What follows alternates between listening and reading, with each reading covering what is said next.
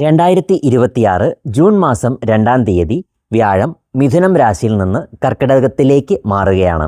October മാസം 31 വരെയും വ്യാഴം കർക്കിടകം രാശിയിലാണ് സഞ്ചരിക്കുന്നത്. ഈ വ്യാഴമാറ്റം കൊണ്ട് ഇനി പറയുന്ന നക്ഷത്രങ്ങളിൽ ജനിച്ചവർ കുറച്ചധികം ശ്രദ്ധിക്കേണ്ടതായിട്ടുണ്ട്.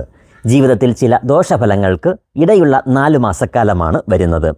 മകം, പൂരം, ഉത്രം നക്ഷത്രങ്ങൾ വരുന്ന ചിങ്ങക്കൂറിൽ ജനിച്ചവർക്ക് 12ലേക്ക് വ്യാഴം മാറുന്നു. അതുകൊണ്ട് തന്നെ ഈ കാലയളവ് ദോഷകരമാണ്. രിഭേ ദുഃഖം സാത്വസം ദ്രവ്യഹേതോഹോ എന്ന് ഫലദീപിക എന്ന ഗ്രന്ഥം പറയുന്നു. അതായത് മനസ്സുഖം കുറഞ്ഞിരിക്കും, ടെൻഷൻ വർദ്ധിച്ചിരിക്കും, പണത്തിനു വേണ്ടി ബുദ്ധിമുട്ടുകൾ അനുഭവിച്ചേക്കാം, സാമ്പത്തിക പ്രശ്നങ്ങൾ ഉണ്ടാകാൻ ഇടയുണ്ട്, ധനവരവ് കുറയാം, പണച്ചിലവുകൾ കൂടിയിരിക്കും, ധനനഷ്ടം ഉണ്ടാകും, സാമ്പത്തിക കാര്യങ്ങൾ പ്രത്യേകം ശ്രദ്ധിക്കുക. അശ്വതി, ഭരണി, കാർത്തികക്കാൽ എന്നീ നക്ഷത്രങ്ങൾ വരുന്ന മേടക്കൂറിൽ ജനിച്ചവർക്ക് 4ലേക്കുള്ള വ്യാഴമാറ്റം ഗുണകരമല്ല. പ്രിയപ്പെട്ടവരുമായി കലഹിക്കാൻ ഇടയുണ്ട്. സ്വജനങ്ങളുമായിട്ട് അഭിപ്രായ വ്യത്യാസങ്ങൾ ഉണ്ടായേക്കാം.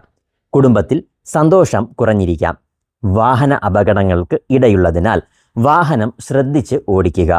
വീട്ടിലെ വളർത്തു മൃഗങ്ങൾക്കും രോഗാരിഷ്ടതകൾക്ക് ഇടയുള്ള കാലമാണ്. കാർത്തിക, മുക്കാൽ, രോഹിണി, മകേരം, 1-ാം പകുതി എന്നീ നക്ഷത്രങ്ങൾ വരുന്ന ഇടവക്കൂറിൽ ജനിച്ചവർക്ക് 3ലേക്കുള്ള വ്യാഴമാറ്റം ഗുണകരമല്ല. സ്ഥാനചലനത്തിന് ഇടയുള്ള സമയമാണ്.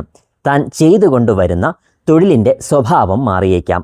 തൊഴിലിൽ സ്ഥാനമാറ്റത്തിനും ഇടയുണ്ട്. തൊഴിൽ മാറ്റത്തിനും സാധ്യതയുണ്ട്.